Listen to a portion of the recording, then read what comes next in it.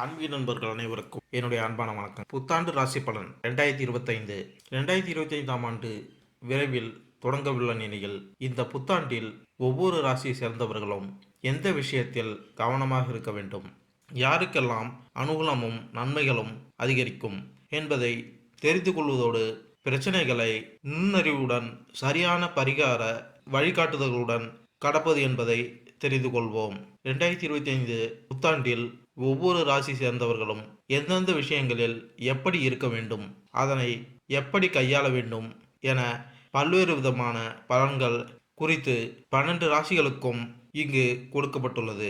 அது குறித்து இங்கு காண்போம். புத்தாண்டு என்றாலே சிறப்புதான். தற்போது 2025ஆம் ஆண்டு இனிதே தொடங்குகிறது. ஒவ்வொரு புத்தாண்டும் நல்ல முறையில் இருக்க வேண்டும் என அனைவரும் சிந்திப்பது சகஜம்தான். ஆனால் கிரகங்களின் மாற்றங்களை பொறுத்து அளவில் பல்வேறு விதமான சுப மற்றும் அசுப பலன்கள் அனைவருக்கும் உண்டாகும். 2025ஆம் ஆண்டில் ஜனவரி 4ஆம் தேதி புதன் பகவான் தனுசு ராசிக்கு பெயர்ச்சி. அதன் மூலம் தொடங்கி டிசம்பர் 29இல் மீண்டும் தனுசுவில் புதன் நுழைவதோடு முடிவடைகிறது.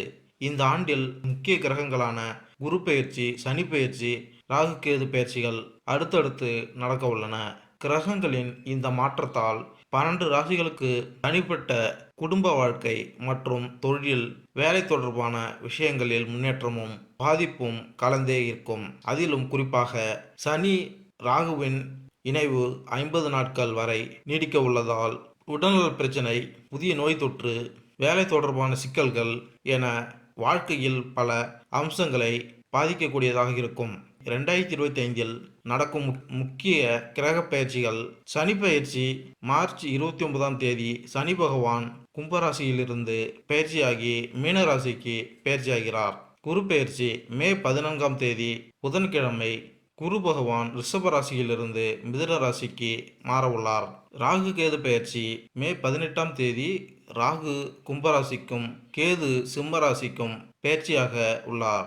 அது மட்டுமல்லாமல் மார்ச் 29ஆம் தேதி முதல் மே 18ஆம் தேதி வரை 50 நாட்கள் சனி மற்றும் ராகு இணைந்து மீனராசியில் சஞ்சாரம் செய்ய உள்ளார். இப்படி நவ கிரகங்களின் பயிற்சி உள்ளிட்ட காரணங்களால் 12 ராசிகளுக்கு கிடைக்கக்கூடிய பலன்கள் இந்த புத்தாண்டில் பல பெரிய கிரகங்கள் தங்களது இடத்தை மாற்றுகின்ற காரணத்தினால் அனைத்து ராசிகளும் சிறப்பான சூழ்நிலைகளை பெறப்போகின்றனர். அவ்வப்போது பல்வேறு விதமான சிக்கல்கள் ஏற்பட்டாலும் யோகங்கள் கிடைக்கக்கூடும். ஒரு சில ராசிகளுக்கு மோசமான சூழ்நிலை இருந்தாலும் அதன் நிலை மாறுபடுகின்ற காரணத்தினால் பலன்கள் சிறப்பாக இருக்கும். அந்த வகையில் இந்த 2025 புத்தாண்டில் ஒவ்வொரு ராசியை சேர்ந்தவர்களும் எந்த விஷயங்களில் எப்படி இருக்க வேண்டும், அதனை எப்படி கையாள வேண்டும் என பல்வேறு விதமான பலன்கள் குறித்து 12 ராசிகளுக்கும் இங்கு கொடுக்கப்பட்டுள்ளன. அது குறித்து இங்கு காண்போம். தனுசு ராசி. தனுசு ராசியில் பிறந்தவர்கள் தைரியம் மிக்கவர்கள், லட்சியம் கொண்டவர்கள், ஆர்வமூட்டும் தத்துவ மத சம்பிரதாய மனப்பான்மை மற்றும் கடவுள் பயம் மிக்கவர்கள். அவர்கள் எந்த விஷயத்திலும் அதன் நன்மையை கருத்தில் கொண்டு அல்லது நல்லது கெட்டது ஆராய்ந்து அதற்கேற்ப தனது இறுதி முடிவை எடுப்பார்கள். இவர்கள் பொருளாதாரம், சட்டம், ஆன்மீக விஷயங்கள் போன்றவற்றில் ஆர்வம் மிக்கவர்கள். இவர்கள் ஆசிரியர், விரிவுரையாளர், வங்கி அலுவலர், நிர்வாகம், ஆலோசகர் மற்றும் போதகராக ஆவார்கள். தனுசு ராசியில் பிறந்தவர்கள் 2025ஆம் ஆண்டு ஆரோக்கியம், கல்வி, வியாபாரம், வேலை, நிதி, திருமணம், காதல், வாழ்க்கை, வீடு, நிலம், கட்டிடங்கள், வாகனங்கள் போன்றவற்றிற்கு எப்படி இருக்க போகிறது என்பதை தெரிந்து கொள்வோம். இந்த ஆண்டின் கிரக பயிற்சியின் அடிப்படையில் சில தீர்வுகளையும் நாங்கள் உங்களுக்கு சொல்வோம். அதை ஏற்றுக்கொள்வதன் மூலம் நீங்கள் சத்தியமான பிரச்சனை அல்லது தடுமாற்றத்திற்கு தீர்வு காண முடியும். தனுசு ராசி பலன் என்ன சொல்கிறது என்பதை தெரிந்து கொள்வோம். பொது பலன்கள். இந்த வருடம் உங்களுக்கு நல்ல தன வருவாயில் ஏற்றத்தையும் உத்தியோகத்தில் முன்னேற்றத்தையும் ஏற்படுத்தி கொடுக்கும் யோகமான வருடமாக இருக்க போகிறது. பரம்பரை சொத்து சம்பந்தப்பட்ட பிரச்சனைகளுக்கு தீர்வுகள் ஏற்படும். இந்த வருடம் புதிதாக வீடு வாங்கும் யோகமும் ஏற்பட போகிறது. தனியார் உத்தியோகத்தில் பணியில் உள்ளவர்களுக்கு கூடுதல் பொறுப்புகள் வழங்கப்படும். வேலைப்பளு அதிகமாக இருக்கும் போதும் வேலையை குறித்த நேரத்தில் முடித்து உங்கள் உயர் அதிகாரிகளின் பாராட்டுகளை பெறுவீர்கள். இந்த வருடத்தில் ஜூலை மாதத்திற்கு பிறகு வண்டி வாங்கும் வாய்ப்பு உள்ளது. திருமணமான உறவில் உள்ளவர்களுக்கு ஏப்ரல் மாதத்திற்கு பிறகு தங்கள் துணையுடனான புரிதல் அதிகரித்து இருவருக்குள்ளும் நெருக்கம் அதிகரித்து காணப்படும். தகவல் தொடர்பு தொழிலில் உள்ளவர்கள் வருடத்தின் ஆரம்பத்தில் புதிய தொழில் முதலீடுகளை செய்வீர்கள். வருடத்தின் மத்தியில் உங்களின் பொருளாதார நிலை அதிகரித்து காணப்படும். காதல் உறவில் உள்ளவர்களுக்கிடையே வேறுபாடுகள் ஏற்பட வாய்ப்புகள் உள்ளது. நீங்கள் பரஸ்பரம் ஒருவரை ஒருவர் புரிந்து கொண்டு நடப்பதன் மூலம் இருவருக்கும் இடையே அன்பு அதிகரித்து காணப்படும். இந்த வருடம் புத்திர பாக்கியம் தாமதப்பட்டவர்களுக்கு மார்ச் மாதத்திற்கு பிறகு குழந்தை பாக்கியமும் ஏற்படும். காதல், திருமணம், குடும்பம் மற்றும் இல்லற வாழ்க்கை இந்த வருடம் காதல் உறவில் உள்ளவர்களுக்கு சாதகமான ஆண்டாக இருக்கப் போகிறது. நீண்ட காலம் காதல் உறவில் இருப்பவர்களுக்கு திருமணம் முடிவதற்கு வாய்ப்புகள் மிகவும் சாதகமாக உள்ளது. பல வரன்கள் பார்த்தோம். சாதகமான வரன் அமையாதவர்களுக்கு மனதிற்கு பிடித்த வரன் அமைந்து திருமணம் நடைபெறும். ஜனவரி மாதத்தில் நடுத்தர வயதில் உள்ள தம்பதிகளுக்கு இடையே மனஸ்தாபங்கள் உருவாகலாம். தம்பதிகள் இருவரும் விட்டு கொடுத்து செல்வதன் மூலம் திருமண உறவில் நல்லிணக்கம் ஏற்படும். பிப்ரவரி மாதத்தில் காதல் உறவில் உள்ளவர்களுக்கு இடையே நல்லிணக்கம் அதிகரித்து காணப்படும். காதலர்கள் இருவரும் ஆன்மீக பயணம் சென்று வருவதன் மூலம் இருவருக்கும் இடையே நெருக்கம் அதிகரித்து காணப்படும். மார்ச் மாதத்தில் திருமணம் தாமதப்பட்ட ஆண்களுக்கு திருமண நிச்சயம் ஆகும். புதிதாக திருமணமான தம்பதிகள் வெளிநாடுகளுக்கு இன்ப சுற்றுலா சென்று வர இருவருக்குள்ளும் காதல் அதிகரித்து காணப்படும். ஏப்ரல் மாதத்தில் காதல் உறவில் உள்ளவர்கள் வெளியிடங்களுக்கு செல்லவும் உணவு விடுதிகளுக்கு சென்று உணவு உண்டு மகிழ கிரக நிலைகள் சாதகமாக உள்ளது. மே மாதத்தில் திருமண உறவில் உள்ள வயதான தம்பதிகளுக்கிடையே கருத்து வேறுபாடுகள் தோன்றி மறையும். தேவையில்லாத பேச்சுக்களை தவிர்ப்பதன் மூலம் உங்களுக்குள் நல்லிணக்கம் உண்டாகும். தனுசு ராசிக்காரர்களுக்கு 2025ஆம் ஆண்டின் முதல் பாதியை பற்றி பேசினால் காதல் உறவுகளுக்கு கொஞ்சம் பலவீனமாக இருக்கலாம். மே மாதத்தின் நடுப்பகுதிக்கு பிறகு 7ஆம் வீட்டிற்கு சென்று நல்ல இணக்கத்தை தரும். 5ஆம் வீட்டின் அதிபதியான செவ்வாயின் நிலை ஒட்டுமொத்த சராசரி முடிவுகளை தருவதாக தெரிகிறது. அதே நேரத்தில் சுக்கிரன் நிலை ஆண்டு முழுவதும் பெரும்பாலும் சாதகமான முடிவுகளை குறிக்கிறது. இந்த ஆண்டு காதல் உறவுகளுக்கு நன்றாக இருக்கும். ஆனால் ஆண்டின் முதல் பகுதி ஒப்பீட்டளவில் பலவீனமாக இருக்கலாம். அதே சமயம் ஆண்டின் 2ஆம் பாகம் நல்ல பலனை தருவதாக இருக்கிறது. அத்தகைய சூழ்நிலையில் ஆண்டின் முதல் பாதியில் காதல் உறவுகளை பற்றி ஒருவர் கவனக்குறைவாக இருக்கக்கூடாது. உங்கள் காதல் துணைக்கு முழு நேரத்தை கொடுக்க வேண்டும். ஆண்டின் 2ஆம் பாதி நல்ல பலனை தரும். உங்கள் துணையும் புத்திசாலித்தனமாக செயல்படுவார் மற்றும் உங்கள் காதல் வாழ்க்கையில் நீங்கள் நல்ல முடிவுகளை அடைய முடியும். தனுசு ராசிக்காரர்களுக்கு ஆண்டின் 2ஆம் பாதி மிகவும் நல்ல பலன்களை தரும். ஆனால் மே மாதத்தின் நடுப்பகுதிக்கு பிறகு உங்கள் லக்னம் அல்லது ராசிக்கு அதிபதியான குரு உங்கள் 7வது வீட்டில் பெயர்ச்சிப்பதால் உங்கள் திருமணத்திற்கான வழியை திறக்க முடியும். மே மாதத்தின் நடுப்பகுதிக்கு பிறகு திருமணம் மற்றும் நிச்சயதார்த்தம் போன்ற விஷயங்களில் நல்ல அனுகூலத்தை காணலாம். திருமண உறவுகளை பற்றி பேசுகையில் ஆண்டின் 2ஆம் பாதியில் சிறந்த பலனை தரும். ஆண்டின் முதல் பாதியில் பெரிய துன்பங்கள் எதுவும் இல்லை. ஆனால் ஒப்பிடுகையில் ஆண்டின் 2ஆம் பாதியில் உங்கள் திருமண வாழ்க்கையை நீங்கள் சிறப்பாக அனுபவிக்க முடியும். தனுசு ராசிக்காரர்களுக்கு இந்த ஆண்டு பொதுவாக குடும்ப விஷயங்களில் நல்ல பலன்களை பெறுவீர்கள். சனி உங்கள் 2ஆம் வீட்டிற்கு அதிபதி மார்ச் மாதம் வரை நல்ல நிலையில் உள்ளது. எனவே இதற்கிடையில் குடும்பத்தில் முக்கிய முடிவுகளை எடுப்பது நல்லது. பிற்காலத்தில் சனியின் நிலை பலவீனமாகலாம். அத்தகைய சூழ்நிலையில் பிந்தைய முடிவுகள் பலவீனமாக இருக்கலாம். ஆனால் குருவின் அனுகூலம் கிட்டத்தட்ட முழு மாதத்திற்கு பெரிய பிரச்சனைகளை ஏற்படுத்தாது. ஆண்டின் தொடக்கத்தில் முக்கிய முடிவுகள் எடுப்பது நல்லது.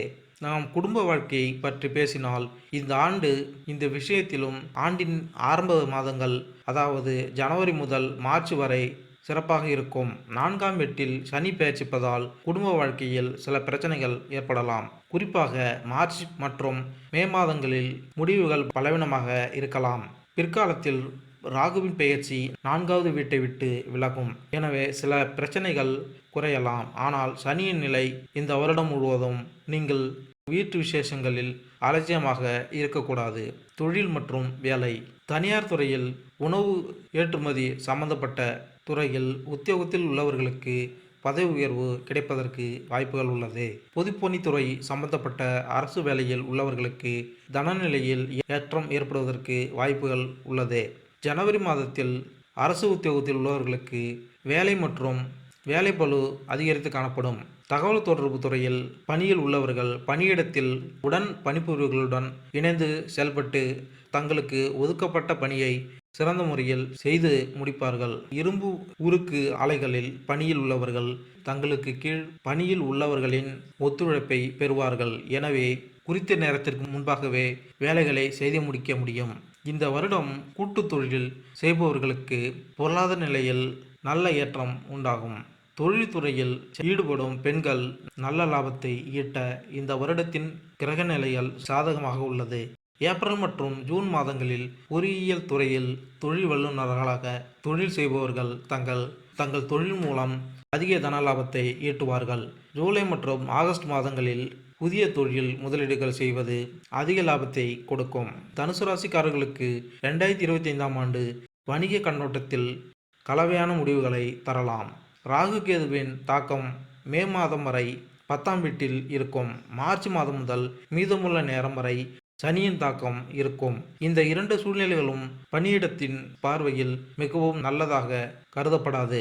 நீங்கள் யாருடன் சந்திப்பை நடத்த போகிறீர்கள் அல்லது உங்கள் பணி யாரை சார்ந்திருக்கிறது என்று உங்கள் அதிக ஆதரவை பெற முடியாது. மே மாதத்தின் நடுப்பகுதியில் இருந்து ஆண்டின் பிற்பகுதி வரை குரு உங்கள் 7வது வீட்டில் பெயர்ச்சிப்பது உங்கள் வணிகத்தை மேம்படுத்தும். புதனின் பயிற்சியும் ஆண்டின் பெரும்பகுதி உங்களுக்கு சாதகமாக இருக்கும். இந்த ஆண்டு வணிகம் எளிதாக இருக்காது என்று சொல்லலாம். ஆனால் உங்கள் தொழிலில் முன்னேற்றம் மற்றும் நல்ல லாபம் ஈட்ட முடியும். இந்த சாதனைகள் அனைத்தும் சாத்தியம். ஆனால் அவற்றிற்கு கடின உழைப்பு, விடாமுயற்சி மற்றும் நல்ல திட்டங்களில் வேலை செய்ய வேண்டும். தனுசு ராசிக்காரர்களுக்கு தொழில் பார்வையிலும் ஆண்டின் தொடக்கத்தில் இருந்து மே மாதத்தின் நடுப்பகுதி வரை குரு பயிற்சி உங்கள் 6ஆம் வீட்டில் இருக்கும். வேலை தேடும் நபர்களுக்கு இது உதவியாக இருக்கும். போட்டித் தேர்வுகள் அல்லது நேர்காணல்கள் எதுவாக இருந்தாலும் இந்த விஷயங்களில் நீங்கள் வெற்றி பெறுவீர்கள். உங்களுக்கு வேலையும் கிடைக்கும். ஆனால் உங்கள் சாதனைகளில் நீங்கள் முழுமையாக திருப்தி அடையாமல் இருக்கலாம். மே மாதம் வரை ராகுவின் பெயர்ச்சி உங்கள் மனதில் அதிருப்தி உணர்வுகள் இருக்கலாம். மே மாதத்திற்கு பிறகு ராகு மற்றும் குரு இருவரின் பெயர்ச்சி சாதகமாகி வருகிறது. அத்தகைய சூழ்நிலையில் நீங்கள் உங்கள் வேலையை இன்னும் சிறப்பாக செய்ய முடியும். எல்லா வகையான வேலைகளையும் செய்பவர்கள் புதிதாக ஏதாவது பரிசோதனை செய்ய முடியும். நீங்கள் பதவி உயர்வு போன்றவற்றையும் பெற முடியும். மார்ச் மாதம் முதல் தனிப்பெயர்ச்சி மாறுவது மனதில் அதிருப்தியை ஏற்படுத்தும். இந்த ஆண்டு சில சிரமங்களுக்கு பிறகு உங்கள் வேலையை நீங்கள் சிறப்பாக செய்ய முடியும். வேலை மாற்றமும் சாத்தியமாகும். அதே நேரத்தில் சிலருக்கு பதவி உயர்வும் கிடைக்கும்.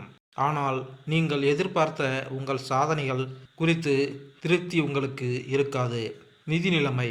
தனுசு ராசிக்காரர்களுக்கு 2025ஆம் ஆண்டு நிதி விஷயங்களில் சராசரியை விட சிறந்த முடிவுகளை தரலாம். ஆண்டின் தொடக்கத்திலிருந்து மே மாதத்தின் நடுப்பகுதி வரை செல்வத்தை குறிக்கும் 6வது வீட்டில் குரு பெயர்ச்சிப்பது நல்லதாக கருதப்படவில்லை. ஆனால் 9ஆம் வீட்டிலிருந்து பண வீட்டை பார்ப்பதன் மூலம் செல்வ குவிப்பு விஷயத்தில் குரு கிரகம் உங்களுக்கு உதவியாக இருக்கும். செல்வத்தின் அதிபதியான சனி பகவான் மார்ச் மாதம் வரை தனது ராசிக்கு 3வது வீட்டில் தங்கி உங்கள் நிதி பக்கத்தை பலப்படுத்த விரும்புவார். மார்ச் மாதத்திற்கு பிறகு சனியின் நிலை வலுவிழக்கும். மே மாதத்தின் நடுப்பகுதிக்கு பிறகு குரு நிலை வலுவடையும். மே மாதத்தின் நடுப்பகுதிக்கு பிறகு குரு லாப வீட்டை பார்த்து நல்ல வருமானத்தை பெற முயற்சிப்பார். சில கிரகங்கள் பலவீனமான பலனையும் தருவதையும் மாறிய பிறகும் சில கிரகங்கள் நல்ல பலனையும் சில கிரகங்கள் பலவீனமான பலன்களையும் தருவதாக காண்கிறோம். கிரகப்பெயர்ச்சி நிதி விஷயங்களில் கலவையான பலன்களை தரும். ஆனால் பணத்தின் குறிகாட்டியான குரு லாபம் மற்றும் செல்வத்தின் வீட்டோடு இணைந்திருப்பார். ஆண்டின் முதல் பாதியில் நீங்கள் நன்றாக சேமித்த பணத்தை நன்றாக பயன்படுத்த முடியும். இந்த வருடம் பங்கு வர்த்தகம் மற்றும் அந்நிய செலாவணி முதலீடுகள் நல்ல லாபத்தை கொடுக்கும். மர சாமான்கள் மற்றும் கைவினைப் பொருட்கள் விற்பனை செய்யும் தொழிலில் ஈடுபட்டிருப்பவர்களுக்கு தொழிலில் நல்ல லாபம் கிடைக்கும். நல்ல லாபம் கிடைப்பதன் மூலம் பொருளாதார நிலையிலும் ஏற்றம் காணப்படும். ஜனவரி மாதம் புதிதாக வண்டி வாகனம் வாங்குவதற்கு வாய்ப்புகள் உள்ளது. பிப்ரவரி மாதம் நிதி ஆலோசகர்களாக தொழில் செய்பவர்களுக்கு தனநிலையில் ஏற்றம் காணப்படும். பிப்ரவரி மாதம் தகவல் தொடர்பு சம்பந்தப்பட்ட தொழில் செய்பவர்களின் சமூக அந்தஸ்து அதிகரித்து காணப்படும். மார்ச் மாதத்தில் உணவு சம்பந்தப்பட்ட துறையில் கூட்டு தொழில் செய்பவர்கள் தனலாபம் அதிகரித்து காணப்படும். ஏப்ரல் மாதத்தில் அரசு துறையில் மேலாளர்களாக பணியில் உள்ளவர்களுக்கு வருமானம் அதிகரித்து காணப்படும். மே மாதத்தில் உங்கள் வீட்டு தேவையான வீட்டு உபயோகப் பொருட்கள் வாங்குவதற்கு அதிக செலவு செய்வீர்கள். ஜூன் மாதத்தின் ஆயத்த ஆடை உற்பத்தி செய்யும் தொழில் செய்பவர்களுக்கு லாபம் அதிகரித்து காணப்படும். நிலம், கட்டிடம் மற்றும் வாகன சுகம். தனுசு ராசிக்காரர்களுக்கு நிலம் மற்றும் கட்டிடங்கள் தொடர்பான விஷயங்களை பற்றி பேசினால் இந்த ஆண்டு கொஞ்சம் பலவீனமாக இருக்கலாம். இந்த ஆண்டின் இரண்டாம் பகுதி ஒப்பீட்டு அளவில் சிறப்பாக இருக்கும். ஆண்டின் தொடக்கத்திலிருந்து மே மாதம் வரை 4வது வீட்டில் ராகு பெயர்ச்சிப்பதால் நிலம் மற்றும் கட்டிடம் தொடர்பான விஷயங்களில் சில தடைகள் அல்லது பிரச்சனைகள் உருவாகலாம். இதற்கிடையில் ரியல் எஸ்டேட் தொடர்பான விஷயங்களை ஒத்திவைப்பது நல்லது. ஆனால் இது போன்ற முடிவுகளை எடுப்பது மிகவும் முக்கியம் என்றால் சர்ச்சைக்குரிய மற்றும் சந்தேகத்துக்குரிய ஒப்பந்தங்களை தவிர்க்க வேண்டும். ஏதேனும் மோசடியை நீங்கள் சந்தேகித்தால் அத்தகைய ஒப்பந்தங்களிலிருந்து விலகி இருப்பது புத்திசாலித்தனமாக இருக்கும். மே மாதம் முதல் ராகு பெயர்ச்சி 4வது வீட்டிலிருந்து விலகி 4ஆம் வீட்டிற்கு அதிருப்தியான குரு நிலை வலுப்பெற்றாலும் சனியின் பெயர்ச்சி 4வது வீட்டில் இருக்கும். அத்தகைய சூழ்நிலையில் முடிவுகள் ஒப்பீட்டளவில் சிறப்பாக இருந்தாலும் வழக்கல் ஆபத்து இல்லாத மனசங்கடத்தில் இருக்காது. இந்த முதல் பாதியை விட ஆண்டின் இரண்டாம் பாதி சிறப்பாக இருக்கும். வாகனங்கள் தொடர்பான விஷயங்களை பற்றி பேசினால் ஆண்டின் இரண்டாம் பாதி இந்த விஷயத்திலும் சிறப்பாக இருக்கும். எனவே முடிந்தவரை வாகனம் வாங்குவதை தவிர்ப்பது நல்லது. ஆனால் இந்த வாகனத்தை வாங்குவது மிகவும் முக்கியம். மே மாதத்தின் நடுப்பகுதிக்கு பிறகு மட்டுமே வாங்குவது புத்திசாலித்தனமாக இருக்கும். மாணவர் மற்றும் கல்வி. இந்த ஆண்டு ஆராய்ச்சி கல்வி படிக்கும் மாணவர்களுக்கு சாதகமான வருடமாக அமையப் போகிறது. ஆரம்ப கல்வி படிக்கும் மாணவர்கள் பாடத்தை நன்றாக உள்வாங்கி படித்து முதன்மை மாணவர்களாக திகழ்வார்கள். ஜனவரி மாதத்தின் நடுநிலை பள்ளிகளில் படிக்கும் மாணவர்களின் படிப்பில் கவனத்தை திசை திருப்பும் வாய்ப்புகள் உள்ளது. பொறுப்புடன் படிப்பது நன்மை பயக்கும். பிப்ரவரி மாதத்தில் உயர்நிலை பள்ளியில் படிக்கும் மாணவர்கள் பள்ளி இறுதித் தேர்வுகளில் அதிக மதிப்பெண்கள் எடுத்து படிப்பில் சாதிப்பார்கள். மார்ச் மாதத்தில் மேல்நிலை பள்ளிகளில் கல்வி பயிலும் மாணவர்களின் உள்வாங்கும் திறன் கூடும். ஆனால் அவர்களால் தேர்வுகளில் முதன்மை பெற முடியும். ஏப்ரல் மாதத்தில் பொறியியல் பட்டய படிப்பு படிக்கும் மாணவர்களின் அறிவு ஆற்றல் அதிகரித்து காணப்படும். அதனால் அவர்கள் நல்ல மதிப்பெண்கள் எடுத்து சாதிப்பார்கள். மே மாதத்தில் இளங்கலை பொறியியல் படிக்கும் மாணவர்கள் நண்பர்களிடம் நல்லுறவை வளர்த்து கொள்வீர்கள். இந்த நட்பானது குழுவாக படித்து படிப்பில் வெற்றி பெறுவதற்கு வழிவகை செய்யலாம். தகவல் தொழில்நுட்பம் படிக்கும் மாணவர்கள் சிறந்த முறையில் தேர்வுகளை எழுதி நல்ல மதிப்பெண்களை பெறுவார்கள். வெளிநாட்டில் முதுகலை பொறியியல் படிக்கும் மாணவர்கள் கல்வியில் சிறந்து விளங்குவார்கள். நுண்ணுயிரியல் ஆராய்ச்சி கல்வி படிக்கும் மாணவர்கள் தங்களது ஆராய்ச்சியில் வெற்றி பெற்று முனைவர் பட்டம் பெறுவார்கள். உயிர் வேதியியல் படிப்பில் ஆராய்ச்சி கல்வி படிக்கும் மாணவர்கள் ஆராய்ச்சியில் புதிய கண்டுபிடிப்புகள் கண்டுபிடிப்பார்கள். இந்த ஆராய்ச்சியானது உலக அளவில் பேசப்படும். வெளிநாட்டில் இளங்கலை பொறியியல் படிப்பை படிக்கும் மாணவர்கள் படித்து முடிந்தவுடன் வெளிநாட்டில் வேலை கிடைக்கும் வாய்ப்புகள் உள்ளது. போட்டித் தேர்வுக்காக படித்து கொண்டிருக்கும் மாணவர்களுக்கு ஜூன் மாதத்தில் படிப்பில் கவனக்குறைவு ஏற்படலாம். எனவே அவர்கள் தினமும் தியானத்தை செய்து கவனக்குறைவு ஏற்படாமல் பார்த்து கொள்ளலாம். கல்வியை பொறுத்தவரை 2025ஆம் ஆண்டு சராசரியை விட ஓரளவு சிறந்த பலனை தரும்.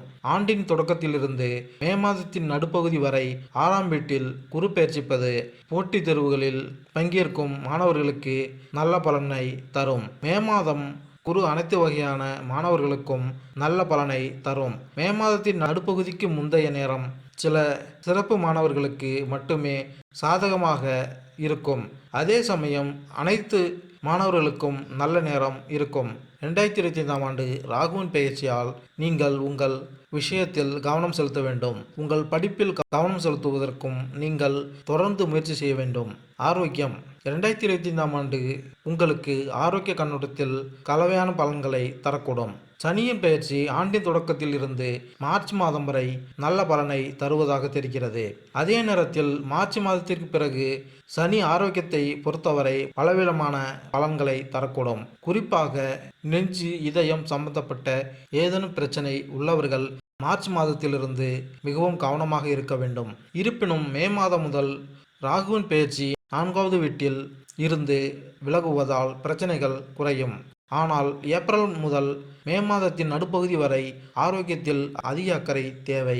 மே மாதத்தின் நடுப்பகுதிக்கு பிறகு குரு பெயர்ச்சி உங்கள் 7வது வீட்டை அடைந்து முதல் வீட்டை பார்த்து பிரச்சனைகளை முடிவுக்கு கொண்டு வரும். சனியின் பார்வையால் சில பிரச்சனைகள் ஏற்பட்டாலும் அவற்றை சரி செய்ய குரு உதவியாக இருக்கும்.